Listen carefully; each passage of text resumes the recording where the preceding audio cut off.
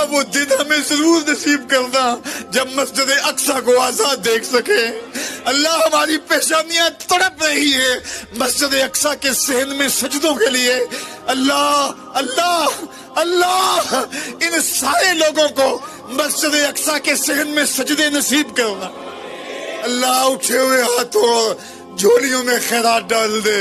اللہ ہمارے پاس دعاؤں کے علاوہ کیا ہے, ہماری دعائیں قبول کر لے. شاید آج انہوں نے فیصلہ کر لیا ہے کہ جیسے بھی ہو ہم اپنا حق لے کے رہیں گے, کہ یا مسجد اقصی ملے گی یا پھر اپنی زندگی سے ہاتھ دھو بیٹھیں گے. پورے عالم اسلام میں اضطراب ہے, ہم بے بس اور مجبور لوگ کیا کر سکتے ہیں ان کے لیے. لیکن دعا مومن کا اسلحہ ہے, پورے خلوص کے ساتھ دعا کیجئے گا, اللہ انہیں کامیابیاں نصیب فرمانا اور غاصب یہودیوں کو غارت کر دینا, صہیونیوں کو برباد کر دینا, مسجد اقصی کی آزادی نصیب کرنا. یہ بات ذہن میں رکھیے گا کہ القدس ہماری غیرت کا نشان ہے, القدس ہماری عزت کا نشان ہے.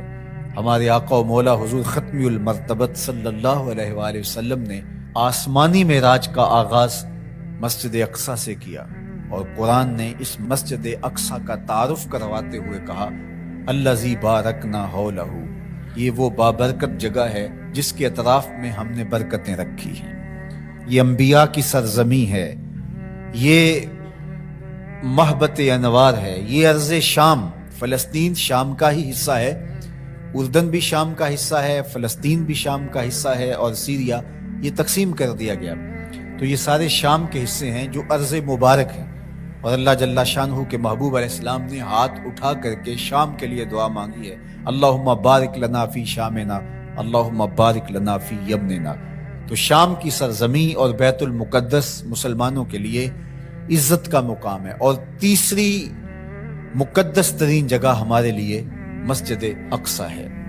تو بیت المقدس پر آج یہودیوں کا قابض ہو جانا اور پھر مزاحمت کرنے والے, اپنے حق مانگنے والے مسلمانوں کو یوں گولیوں سے بھون ڈالنا اور یوں اذیتوں میں مبتلا کرنا, اور پھر کوئی توانہ آواز ان کے لیے بلند نہ ہونا, یہ دردناک صورتحال ہے.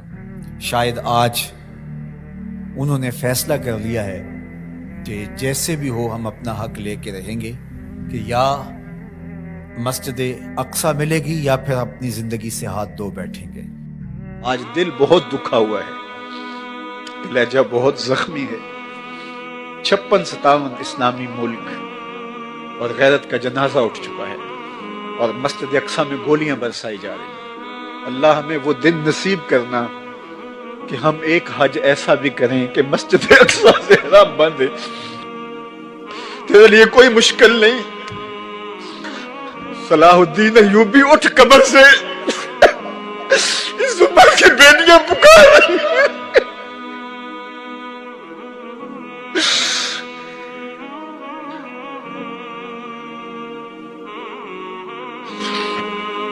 نجدین نبی دا وانگ یتیمہ تے کر کر تکے کھاوے, کتوں لبا عمر بہادر بندے نونگا. بیت المقدس کو آزادی کی بہاریں عطا کر دے. اللہ قبلہ اول کو آزادی کی بہاریں عطا کر دے.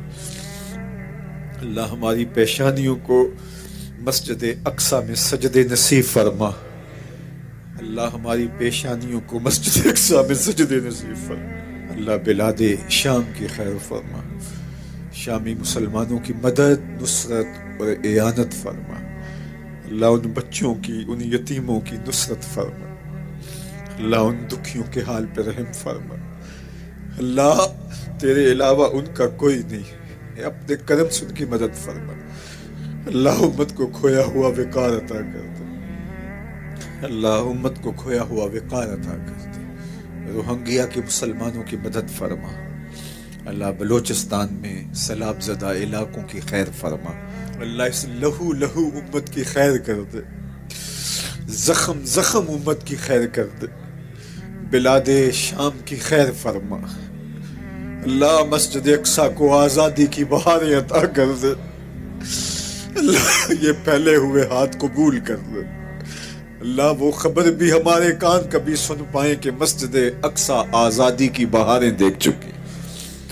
اللہ مقبوضہ کشمیر کو آزادی کی بہاریں عطا کر دے.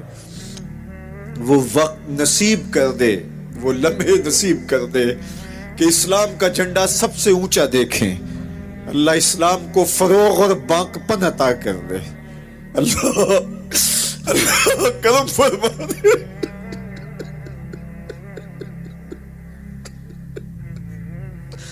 اللہ ایسے حکمران نصیب فرما جو اس امت کے یتیموں کو گود میں تھام لے. اللہ تڑپتے یتیموں کی فریاد سن لے. اللہ سیریا کے مظلوموں کے حال پہ رحم فرما.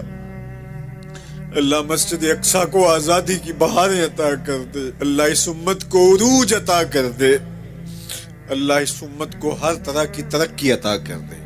معاشی، معاشرتی، اقتصادی، عسکری قوت اس امت کو بنا دے. اللہ اس امت کو عروج عطا کر دے. اللہ کوئی صلاح الدین ایوبی عطا کر دے، کوئی محمد بن قاسم دے دے، کوئی عمر بن عبدالعزیز دے دے. اللہ فاروق اعظم کا سایہ ہی نصیب کر دے. اللہ اس امت کو کھویا ہوا وقار دے دے. اللہ ہمارے اٹھے ہوئے ہاتھوں کی لاج رکھ لے. اللہ تڑپ تڑپ کے تیرے امت کا عروج مانگ دے. اللہ اس امت کو عروج دے دے. اللہ اس امت کو عروج دے دے. جو کچھ فلسطین میں ہو رہا ہے، شام میں جو کچھ ہو رہا ہے، اور اب جو کچھ کشمیر میں ہو رہا ہے، امت لہو لہو ہے. اور 56-57 اسلامی ملکوں کے حکمران ہیں کہاں؟ کیا یہ چیخ بھی نہیں سکتے؟ آواز بھی نہیں اٹھا سکتے؟ گاجر مولی کی طرح اس امت کو کاٹا جا رہا ہے. انسانیت کا بہتا ہوا خون. کیا دنیا کے اندر امن کے ٹھیکیداروں کو نظر نہیں آتا؟ کشمیر کے اندر 1 لاکھ سے زائد لوگ شہید ہو گئے ان 17 سالوں میں. 90,000 بچے یتیم ہو گئے. 23,000 سے زائد خواتین بیوہ ہو گئی. وہ وادی جنت نگاہ انگاروں میں لپٹی ہے.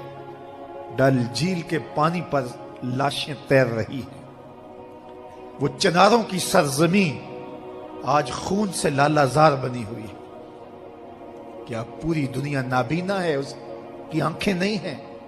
کہاں ہے اقوام متحدہ؟ کہاں ہے امن کے ٹھیکیدار؟ کہاں انسانیت کے حقوق کی بات کرنے والے؟ کہاں انسانی تقدس کی کہانی کا نغمہ چھیڑنے والے جو بلیوں اور کتوں کے حقوق پر تنظیمیں بنائے ان کے حقوق کی بات کرتے ہیں؟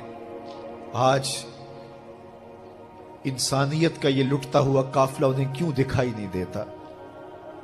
وہ کیوں نابینا ہو گئے؟ ہم سے غلطی ہوئی کہ ہم ٹکڑوں میں بٹ گئے، ہم گروہوں میں بٹ گئے، اور اس کا نتیجہ کیا ہے؟ آج پوری امت زخم زخم ہے، پوری امت لہو لہو ہے.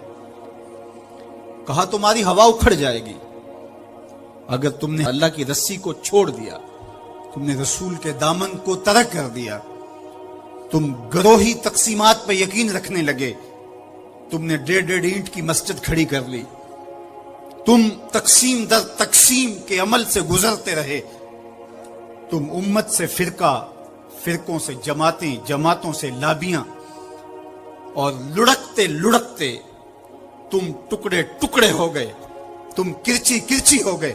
وَكَذَلِكَ جَعَلْنَاكُمْ أُمَّةً، ہم نے تو امت بنایا تھا تمہیں، تم نے اپنے آپ کو بانٹ لیا، تم ایک دوسرے کا گریبان نوچنے لگے، تم ایک دوسرے کے جبے پھاڑنے لگے، تم ایک دوسرے کے لیے نفرتوں کے بیج بونے لگے، تمہاری زبانیں انگارے اگلنے لگی، تم ممبر و محراب کے تقدس کو پامال کرنے لگے، تم خواہشات کے غلام بن گئے، تم آرزوؤں کے نوکر بن گئے، تم اپنے نفس کی غلامی میں آ گئے.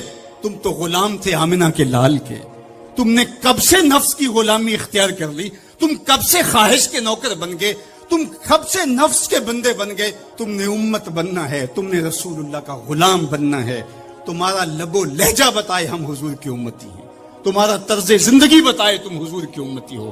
تم ترازو پہ کچھ تول رہے ہو تو لوگ دوسری طرف بھی منہ کر کے کھڑے ہو جائیں، یہ غلط نہیں تول سکتا، یہ امت رسول ہے.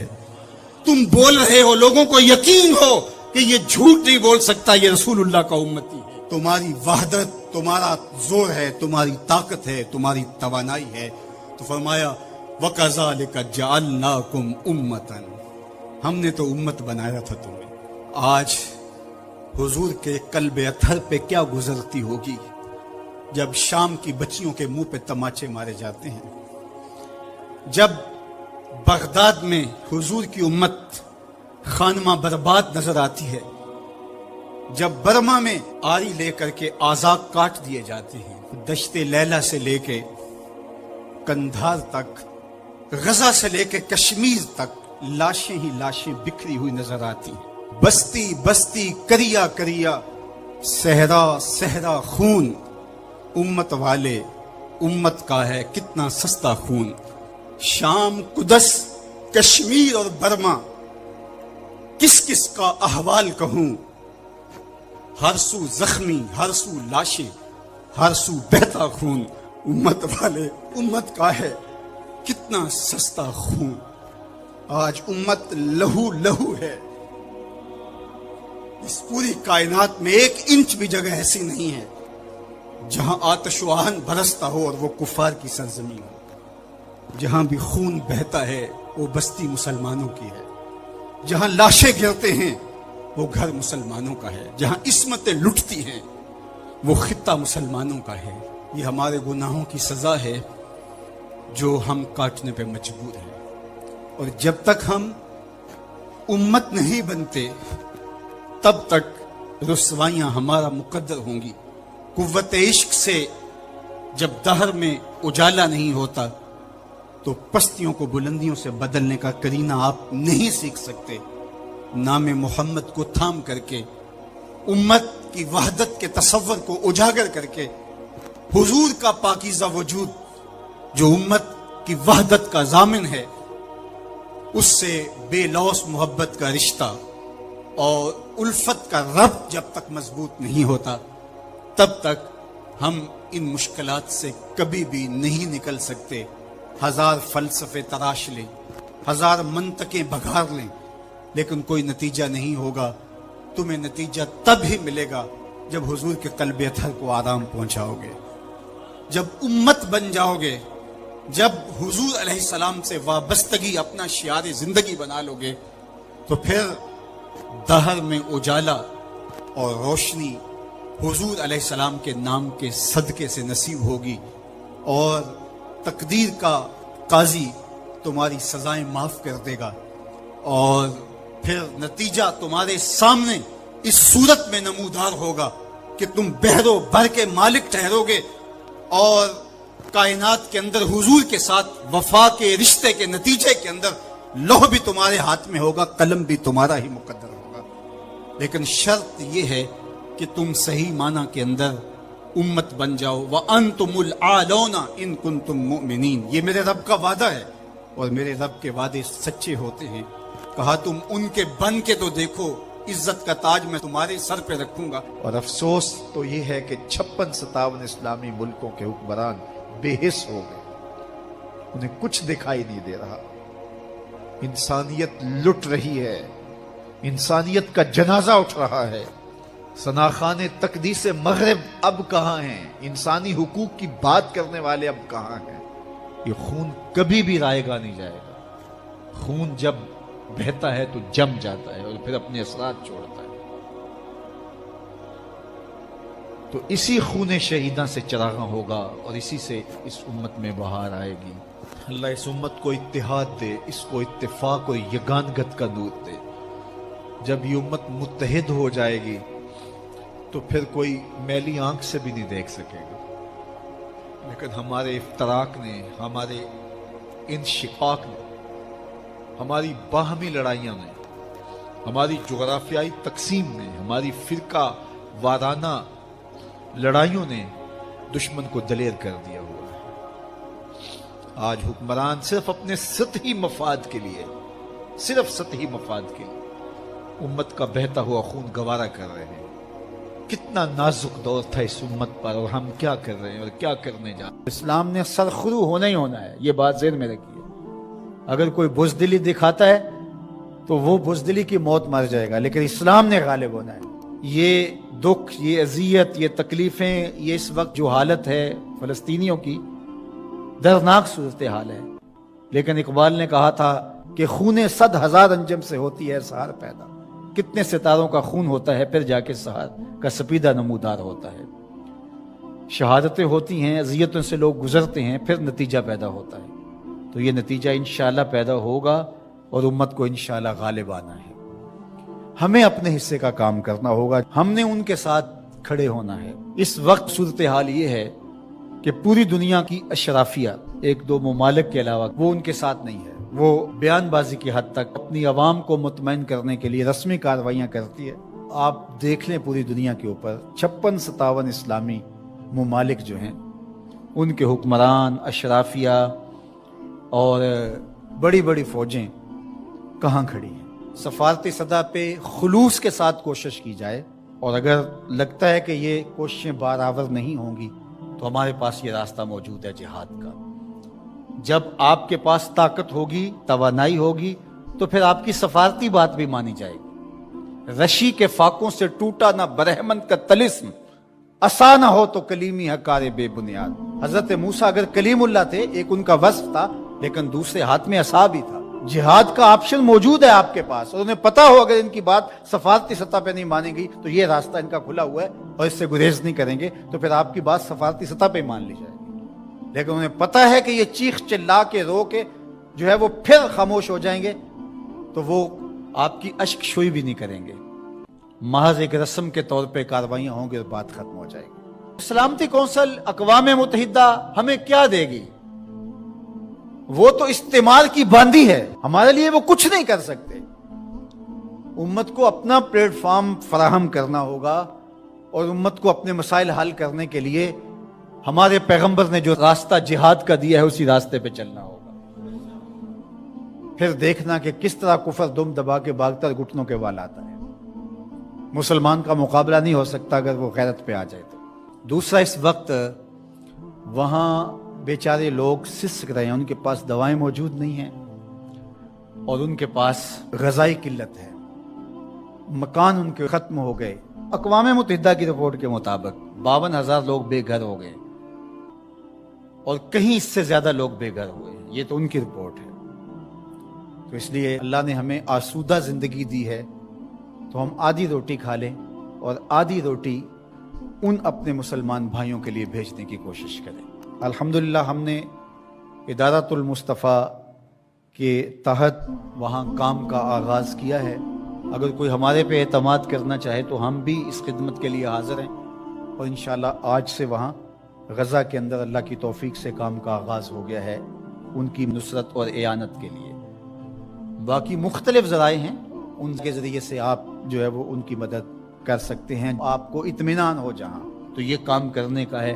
اس وقت سوشل میڈیا اور دیگر جو ابلاغ کے ذرائع ہیں وہ بہرحال اس دور کے اندر مؤثر ہیں، اور ان کے ظلم کو، جبر کو بے نقاب کرنے کے لیے یہ ایک اچھا ذریعہ ہے۔ اور اس مرتبہ پہلی بار ایسا ہوا ہے کہ پوری دنیا کے اوپر ان کے جور و ظلم سامنے آئے ہیں۔ پہلے ان کا اپنا میڈیا تھا، میڈیا پہ قبضہ ہوتا تھا اور کچھ باہر نہیں نکلنے پاتا تھا، لیکن اس مرتبہ کیسے کیسے مناظر جو ہے وہ آپ کو دیکھنے کو مل رہے ہیں، اور لوگوں کا جذبہ اور جوش و خروش آپ کو دیکھنے کو مل رہا ہے۔ تو ہمارے پاس جو بھی ٹولز ہوں ان کے ذریعے سے ہم ان کی آواز کو پوری دنیا کے اوپر پہنچائیں، یہ ہمارا کام ہے جو ہمیں ہر صورت کرنا چاہیے۔ اسی طرح ان کی مصنوعات کا بائیکاٹ کریں، اپنے ملک کی بنی ہوئی مصنوعات کو متبادل کے طور پہ استعمال کریں، ترکی کی مصنوعات کو متبادل کے طور پہ استعمال کریں۔ کفر کی آنکھوں میں کھٹکتا ہے ترکی، وہ چبھتا ہے ان کی آنکھوں کے اندر کہ کس طرح اس کو مٹا ڈالیں، تو ان کے ساتھ کھڑے ہوں۔ آپ سیاحت کرنے جاتے ہیں تو ترکی جائیں دیگر مغربی ممالک کی بجائے۔ ترکی میں انبیاء کی قبور موجود ہیں، صحابہ کی قبور موجود ہیں، اور ترکی میں اصحاب کہف کا غار ہے، ہماری تاریخ ہے ترکی میں بہت ساری، تو وہاں دیکھیں، اور وہاں ان کے لوگوں کا جذبہ اور ان کا ایمان اور ان کا اخلاق، پھر پاکستانیوں سے جس طرح وہ ٹوٹ کے محبت کرتے ہیں۔ ترکی کی مصنوعات کو استعمال کریں، دیگر بلاد اسلامیہ کی مصنوعات کو استعمال کریں، پاکستان کی مصنوعات کو استعمال کریں، معیار میں کم ہی کیوں نہ ہوں، کوئی بات نہیں ہے، مصنوعات جو ہیں وہ اپنے ملک کی، اپنے وطن کی استعمال کریں۔ تو بائیکاٹ کریں گے تو انشاءاللہ اس سے ان کو مالی نقصان ہوگا، اور جو ہے وہ مسلمانوں کو اس کا فائدہ ہوگا۔ اسی طرح جو ہے وہ ان کی اخلاقی مدد کریں، جو صحافی ہیں وہ ان کے لیے لکھیں، جو بولنے والے ہیں علماء وہ تقریروں میں، تحریروں میں، گفتگو میں لوگوں کو اویئرنس دیں۔ اتحاد امت کے ذریعے سے ہم ان کی مدد کر سکتے ہیں۔ امت اگر متحد ہو جائے، جغرافیائی تقسیمیں، لسانی عصبیتیں اور باہمی ہماری ذاتی رنجشیں اور نفرتیں جو ایک دوسرے کے خلاف کھڑی ہو جاتی ہیں اور جس سے امت کا اتحاد پارا پارا ہو جاتا ہے، یہ بدبختی ہوتی ہے۔ تو ان ساری تقسیمات کو رد کر کے حضور کے نام پر، قدس کے نام پر، قرآن کے نام پر، توحید کے نام پہ ہم جمع ہو جائیں۔ الکفر ملت واحدہ، سارا کفر ایک ملت ہے، تو مسلمان کیوں جمع نہیں ہو سکتے ہیں؟ حضور کے نام پہ سب جمع ہو جائیں۔ امت کی وحدت اس بات کا پیغام ہے کہ دشمن کے چھکے چھوٹ جائیں۔ میں اپنے ساتھ جڑے ہوئے تمام لوگوں کو کہتا ہوں، اپنی اولادوں کو بہت اچھا پڑھائیں، ان کی دینی تربیت آخری حد تک کریں، اور ان کی جو دنیاوی تعلیم ہے اس کو بھی بہتر سے بہترین انداز میں آگے لے کے جائیں۔ وہ ہر شعبے کے اندر آگے بڑھ کے شعبے کے اہم منصب تک پہنچیں، اور ان کے اندر جو راسخ مسلمان ہے وہ مضبوط تر ہو، وہ آپ کی آغوش سے گزرا ہے، وہ وہاں جا کر کے بھی جو ہے وہ پکا سچا مسلمان ہو۔ سب لوگ اس طرح جب آگے جائیں گے تو پھر نتیجہ آپ کے سامنے ہوگا۔ لیکن اگر ہم یہ نہیں کریں گے تو پھر ہم سوائے چیخنے چلانے کے، صدائے احتجاج بلند کرنے کے اور کچھ نہیں کر پائیں گے۔ تو بہرحال غالب تو آنا ہی آنا ہے اسلام نے، وہ پھر ہم نہیں ہوں گے، پھر اللہ تعالیٰ کسی اور کو منتخب کر لے گا ہماری جگہ پہ۔ اگر ہم چاہتے ہیں کہ ہم اور ہماری نسلیں اسلام کی نشأت کے کام آئیں، اسلام کی نہضت کے کام آئیں، تو اس کام کے لیے ہم اپنی نسلوں کو، اپنی اولادوں کو، اپنے رجال کار کو تیار کریں، تاکہ پھر ان جگہ پہ کھڑے ہو کر کے دین جو کی کچھ نصرت فلسطین میں ہو رہا ہے، شام میں جو کچھ ہو رہا ہے، اور اب جو کچھ کشمیر میں ہو رہا ہے، امت لہو لہو ہے، اور 56-57 اسلامی ملکوں کے حکمران ہیں کہاں؟ کیا یہ چیخ بھی نہیں سکتے، آواز بھی نہیں اٹھا سکتے؟ گاجر مولی کی طرح اس امت کو کاٹا جا رہا ہے۔ انسانیت کا بہتا ہوا خون کیا دنیا کے اندر امن کے ٹھیکیداروں کو نظر نہیں آتا؟ کشمیر کے اندر 1 لاکھ سے زائد لوگ شہید ہو گئے ان 17 سالوں میں، 90,000 بچے یتیم ہو گئے، 23,000 سے زائد خواتین بیوہ ہو گئی۔ وہ وادی جنت نگاہ انگاروں میں لپٹی ہے، ڈل جھیل کے پانی پر لاشیں تیر رہی ہیں، وہ چناروں کی سرزمین آج خون سے لالا زار بنی ہوئی ہے۔ کیا پوری دنیا نابینا ہے؟ اس کی آنکھیں نہیں ہیں؟ کہاں ہے اقوام متحدہ؟ کہاں ہے امن کے ٹھیکیدار؟ کہاں انسانیت کے حقوق کی بات کرنے والے؟ کہاں انسانی تقدس کی کہانی کا نغمہ چھیڑنے والے؟ جو بلیوں اور کتوں کے حقوق پر تنظیمیں بنائے، ان کے حقوق کی بات کرتے ہیں، آج انسانیت کا یہ لٹتا ہوا قافلہ انہیں کیوں دکھائی نہیں دیتا؟ وہ کیوں نابینا ہو گئے؟ ہم سے غلطی ہوئی کہ ہم ٹکڑوں میں بٹ گئے، ہم گروہوں میں بٹ گئے، اور اس کا نتیجہ کیا ہے؟ آج پوری امت زخم زخم ہے، پوری امت لہو لہو ہے۔ کہا تمہاری ہوا اکھڑ جائے گی اگر تم نے اللہ کی رسی کو چھوڑ دیا، تم نے رسول کے دامن کو ترک کر دیا، تم گروہی تقسیمات پہ یقین رکھنے لگے، تم نے 1.5 اینٹ کی مسجد کھڑی کر لی، تم تقسیم در تقسیم کے عمل سے گزرتے رہے، تم امت سے فرقوں سے جماعتیں، جماعتوں سے لابیاں، اور لڑکتے لڑکتے تم ٹکڑے ٹکڑے ہو گئے، تم کرچی کرچی ہو گئے۔ وَكَذَلِكَ جَعَلْنَاكُمْ أُمَّةً، ہم نے تو امت بنایا تھا تمہیں، تم نے اپنے آپ کو بانٹ لیا، تم ایک دوسرے کا گریبان نوچنے لگے، تم ایک دوسرے کے جبے پھاڑنے لگے، تم ایک دوسرے کے لیے نفرتوں کے بیج بونے لگے، تمہاری زبانیں انگارے اگلنے لگی، تم ممبر و محراب کے تقدس کو پامال کرنے لگے، تم خواہشات کے غلام بن گئے، تم آرزوؤں کے نوکر بن گئے، تم اپنے نفس کی غلامی میں آ گئے۔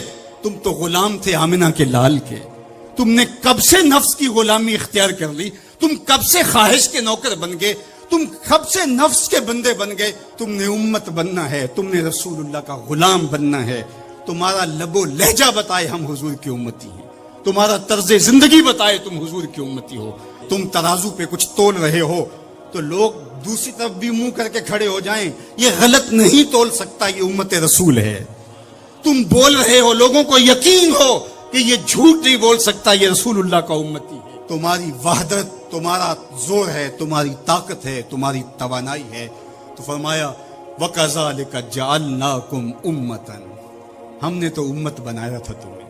آج حضور کے قلب اطہر پہ کیا گزرتی ہوگی جب شام کی بچیوں کے منہ پہ تماچے مارے جاتے ہیں، جب بغداد میں حضور کی امت خانمہ برباد نظر آتی ہے، جب برما میں آری لے کر کے اعضاء کاٹ دیے جاتے ہیں، دشت لیلہ سے لے کے کندھار تک۔ آج دل بہت دکھا ہوا ہے، لہجہ بہت زخمی ہے۔ 56-57 اسلامی ملک اور غیرت کا جنازہ اٹھ چکا ہے، اور مسجد اقصیٰ میں گولیاں برسائی جا رہی ہیں۔ اللہ ہمیں وہ دن نصیب کرنا کہ ہم ایک حج ایسا بھی کریں کہ مسجد اقصیٰ سے حرام بند ہے۔ تیرے لیے کوئی مشکل نہیں۔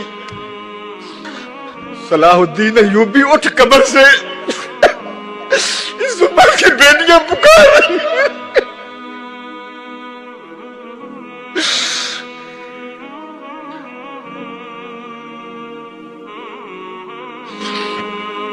نجدین نبی دا وانگ یتیمہ تے کر کر تکے کھاوے، کتوں لبا عمر بہادر لوندے نونگا۔ بیت المقدس کو آزادی کی بہاریں عطا کر دے۔ اللہ قبلہ اول کو آزادی کی بہاریں عطا کر دے۔ اللہ ہماری پیشانیوں کو مسجد اقصیٰ میں سجدے نصیب فرما۔ اللہ ہماری پیشانیوں کو مسجد اقصیٰ میں سجدے نصیب فرما۔ اللہ بلاد شام کی خیر فرما، شامی مسلمانوں کی مدد، نصرت اور اعانت فرما۔ اللہ ان بچوں کی، ان یتیموں کی نصرت فرما۔ اللہ ان دکھیوں کے حال پہ رحم فرما۔ اللہ تیرے علاوہ ان کا کوئی نہیں ہے، اپنے کرم سے ان کی مدد فرما۔ اللہ امت کو کھویا ہوا وقار عطا کر دے۔ اللہ امت کو کھویا ہوا وقار عطا کر دے۔ روہنگیا کے مسلمانوں کی مدد فرما۔ اللہ بلوچستان میں سیلاب زدہ علاقوں کی خیر فرما۔ اللہ اس لہو امت کی خیر کر دے، زخم امت کی خیر کر دے۔ بلاد شام کی خیر فرما۔ اللہ مسجد اقصیٰ کو آزادی کی بہاریں عطا کر دے۔ اللہ یہ پھیلے ہوئے ہاتھ قبول کر دے۔ اللہ وہ خبر بھی ہمارے کان کبھی سن پائیں کہ مسجد اقصیٰ آزادی کی بہاریں دیکھ چکی۔ اللہ مقبوضہ کشمیر کو آزادی کی بہاریں عطا کر دے۔ وہ وقت نصیب کر دے، وہ لمحے نصیب کر دے کہ اسلام کا جھنڈا سب سے اونچا دیکھیں۔ اللہ اسلام کو فروغ اور باقپن عطا کر دے۔ اللہ کرم فرما دے۔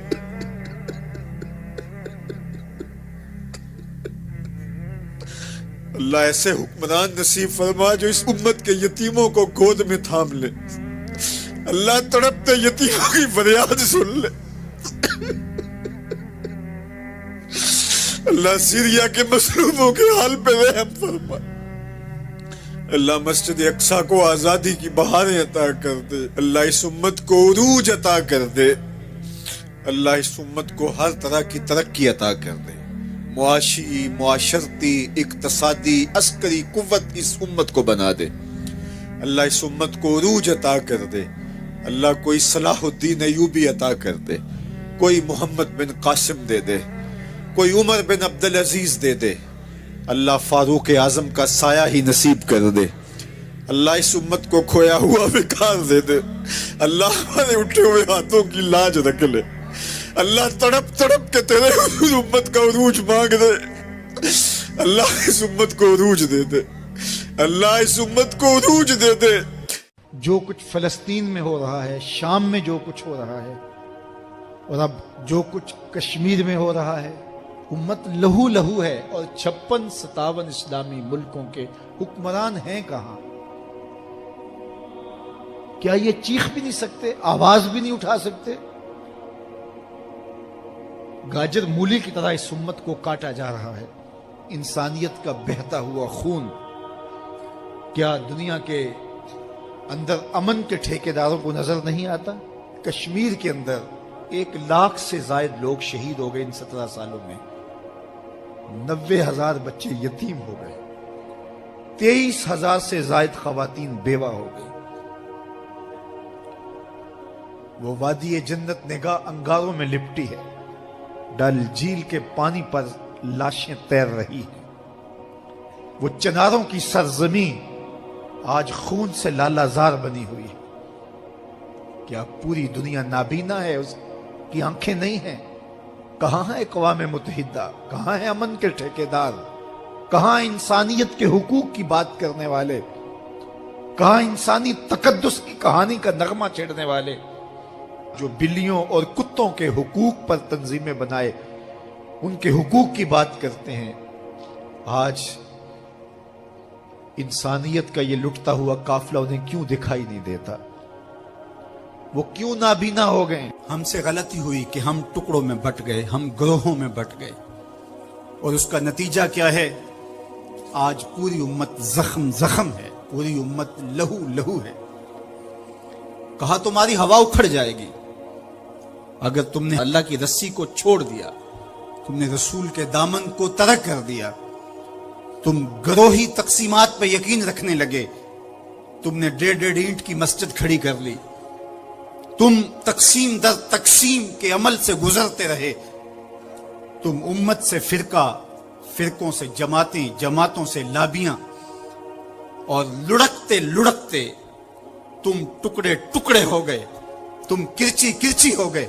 وَكَذَلِكَ جَعَلْنَاكُمْ أُمَّةً، ہم نے تو امت بنایا تھا تمہیں، تم نے اپنے آپ کو بانٹ لیا، تم ایک دوسرے کا گریبان نوچنے لگے، تم ایک دوسرے کے جبے پھاڑنے لگے، تم ایک دوسرے کے لیے نفرتوں کے بیج بونے لگے، تمہاری زبانیں انگارے اگلنے لگی، تم منبر و محراب کے تقدس کو پامال کرنے لگے، تم خواہشات کے غلام بن گئے، تم آرزوؤں کے نوکر بن گئے، تم اپنے نفس کی غلامی میں آ گئے۔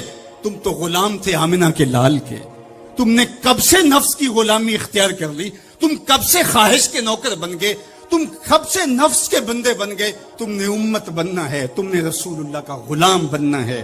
تمہارا لب و لہجہ بتائے ہم حضور کی امتی ہیں، تمہارا طرز زندگی بتائے تم حضور کی امتی ہو۔ تم ترازو پہ کچھ تول رہے ہو تو لوگ دوسری طرف بھی منہ کر کے کھڑے ہو جائیں، یہ غلط نہیں تول سکتا، یہ امت رسول ہے۔ تم بول رہے ہو، لوگوں کو یقین ہو کہ یہ جھوٹ نہیں بول سکتا، یہ رسول اللہ کا امتی ہے۔ تمہاری وحدت، تمہارا زور ہے، تمہاری طاقت ہے، تمہاری توانائی ہے۔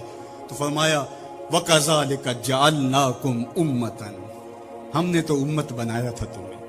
آج حضور کے قلب اطہر پہ کیا گزرتی ہوگی جب شام کی بچیوں کے منہ پہ تماچے مارے جاتے ہیں، جب بغداد میں حضور کی امت خانمہ برباد نظر آتی ہے، جب برما میں آری لے کر کے اعضاء کاٹ دیے جاتے ہیں، دشت لیلہ سے لے کے کندھار تک، غزہ سے لے کے کشمیر تک لاشیں ہی لاشیں بکھری ہوئی نظر آتی ہیں، بستی بستی کریا کریا، صحرا صحرا خون، امت والے امت کا ہے کتنا سستا خون۔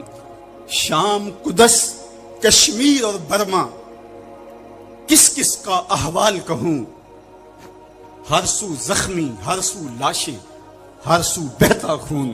امت والے امت کا ہے کتنا سستا خون۔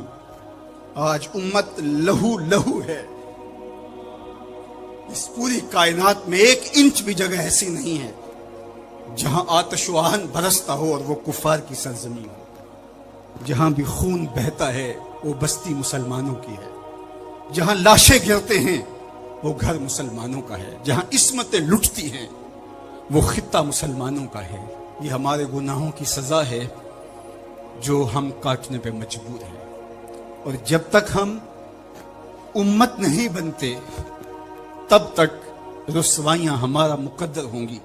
قوت عشق سے جب دہر میں اجالا نہیں ہوتا تو پستیوں کو بلندیوں سے بدلنے کا کرینہ آپ نہیں سیکھ سکتے۔ نام محمد کو تھام کر کے، امت کی وحدت کے تصور کو اجاگر کر کے، حضور کا پاکیزہ وجود جو امت کی وحدت کا ضامن ہے، اس سے بے لوث محبت کا رشتہ اور الفت کا ربط جب تک مضبوط نہیں ہوتا، تب تک ہم ان مشکلات سے کبھی بھی نہیں نکل سکتے۔ ہزار فلسفے تراش لیں، ہزار منطقیں بگھار لیں، لیکن کوئی نتیجہ نہیں ہوگا۔ تمہیں نتیجہ تب ہی ملے گا جب حضور کے قلب اطہر کو آرام پہنچاؤ گے، جب امت بن جاؤ گے، جب حضور علیہ السلام سے وابستگی اپنا شعار زندگی بنا لو گے، تو پھر دہر میں اجالا اور روشنی حضور علیہ السلام کے نام کے صدقے سے نصیب ہوگی، اور تقدیر کا قاضی تمہاری سزائیں معاف کر دے گا، اور پھر نتیجہ تمہارے سامنے اس صورت میں نمودار ہوگا کہ تم بحر و بر کے مالک ٹھہرو گے، اور کائنات کے اندر حضور کے ساتھ وفا کے رشتے کے نتیجے کے اندر لوح بھی تمہارے ہاتھ میں ہوگا، قلم بھی تمہارا ہی مقدر ہوگا۔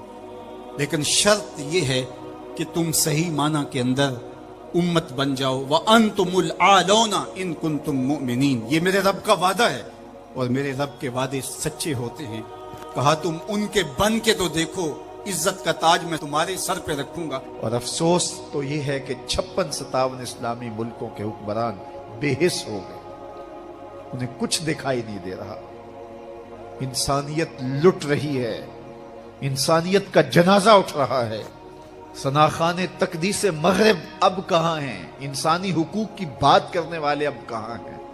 یہ خون کبھی بھی رائے گا نہیں جائے گا۔ خون جب بہتا ہے تو جم جاتا ہے اور پھر اپنے اثرات چھوڑتا ہے۔ تو اسی خون شہیداں سے چراغاں ہوگا، اور اسی سے اس امت میں بہار آئے گی۔ اللہ اس امت کو اتحاد دے، اس کو اتفاق اور یگانگت کا نور دے۔ جب یہ امت متحد ہو جائے گی تو پھر کوئی میلی آنکھ سے بھی نہیں دیکھ سکے گا۔ لیکن ہمارے افتراق نے، ہمارے انشقاق نے، ہماری باہمی لڑائیاں نے، ہماری جغرافیائی تقسیم نے، ہماری فرقہ وارانہ لڑائیوں نے دشمن کو دلیر کر دیا ہوا ہے۔ آج حکمران صرف اپنے سطحی مفاد کے لیے، صرف سطحی مفاد کے لیے امت کا بہتا ہوا خون گوارا کر رہے ہیں۔ کتنا نازک دور تھا اس امت پر، اور ہم کیا کر رہے ہیں اور کیا کرنے جا رہے ہیں۔ یہ بات ذہن میں رکھیے گا کہ القدس ہماری غیرت کا نشان ہے، القدس ہماری عزت کا نشان ہے۔ ہمارے آقا و مولا حضور ختمی المرتبت صلی اللہ علیہ وآلہ وسلم نے آسمانی معراج کا آغاز مسجد اقصی سے کیا، اور قرآن نے اس مسجد اقصی کا تعارف کرواتے ہوئے کہا الذی بارکنا حولہ، یہ وہ بابرکت جگہ ہے جس کے اطراف میں ہم نے برکتیں رکھی ہیں۔ یہ انبیاء کی سرزمین ہے، یہ محبت انوار ہے، یہ ارض شام، فلسطین شام کا ہی حصہ ہے، اردن بھی شام کا حصہ ہے، فلسطین بھی شام کا حصہ ہے، اور سیریا یہ تقسیم کر دیا گیا۔ تو یہ سارے شام کے حصے ہیں جو ارض مبارک ہیں، اور اللہ جل شانہ کے محبوب علیہ السلام نے ہاتھ اٹھا کر کے شام کے لیے دعا مانگی ہے، اللہم بارک لنا فی شامنا، اللہم بارک لنا فی یمننا۔ تو شام کی سرزمین اور بیت المقدس مسلمانوں کے لیے عزت کا مقام ہے۔ اور تیسری مقدس ترین جگہ ہمارے لیے مسجد اقصی ہے۔ تو بیت المقدس پر آج یہودیوں کا قابض ہو جانا، اور پھر مزاحمت کرنے والے، اپنے حق مانگنے والے مسلمانوں کو یوں گولیوں سے بھون ڈالنا اور یوں اذیتوں میں مبتلا کرنا، اور پھر کوئی توانا آواز ان کے لیے بلند نہ ہونا، یہ دردناک صورتحال ہے۔ شاید آج انہوں نے فیصلہ کر لیا ہے کہ جیسے بھی ہو ہم اپنا حق لے کے رہیں گے، کہ یا مسجد اقصی ملے گی یا پھر اپنی زندگی سے ہاتھ دھو بیٹھیں گے۔ پورے عالم اسلام میں اضطراب ہے، ہم بے بس اور مجبور لوگ کیا کر سکتے ہیں ان کے لیے۔ لیکن دعا مومن کا اسلحہ ہے، جب ہم کچھ اور نہیں کر پاتے تو دعا ہمارے پاس موجود ہے۔ پورے خلوص کے ساتھ دعا کیجئے گا، اللہ انہیں کامیابیاں نصیب فرمانا، اور غاصب یہودیوں کو غارت کر دینا، صہیونیوں کو برباد کر دینا، امت مسلمہ کو عروج اور بانکپن نصیب فرمانا، اللہ ان کو آبرو دینا، مسجد اقصی کی آزادی نصیب کرنا، اور ہمیں وہ بہاریں، وہ عزتیں، وہ وقار نصیب کرنا کہ ہم وہ دن اپنی آنکھوں سے دیکھ سکیں کہ مسجد اقصی آزاد ہوئی ہے۔